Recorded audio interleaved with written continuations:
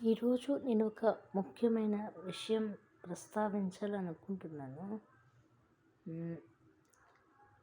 Neat ప్రశ్నపత్రాలు leak చేసిన PV Kulkarni గారి గురించి ఎవరు ప్రస్తావించకుండా కేవలం మోదీ గారిని కేంద్ర విద్యాశాఖ మంత్రి అయినటువంటి ధర్మేంద్ర ప్రధాన్ గారిని రాజీనామా చేయమండం సమంజసం కాదు.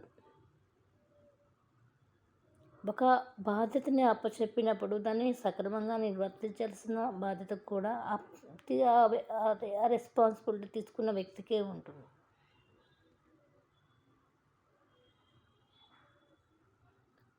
అతను ప్రధానమంత్రి కావచ్చు. ఈ ట్రస్ట్ హిమ్. అతను పివి కులకర్ణి గారిని నమ్మి ధర్మేంద్ర ప్రధాన్ గారు ఆ బాధ్యతను అప్పచెప్పారు.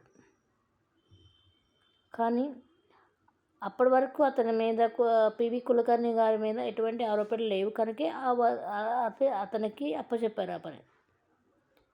అతను అలా చేస్తారని ఊహించి ఉండరు.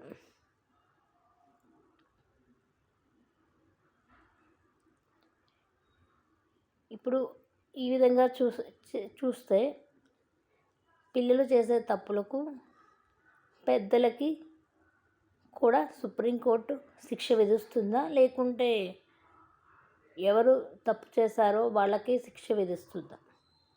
ఇప్పుడు పిల్లల్ని పెంచింది పెద్దవాళ్ళే కదా. మరి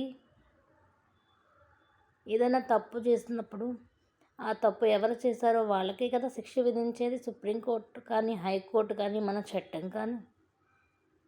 మరి చట్టరీత్యా వెళ్ళినప్పుడు ఈ నీట్ పత్రాల లీక్కి ఎవరు శిక్ష అనుభవించాలి? ఆ ప్రశ్నని మీకే వదిలేస్తున్నాను.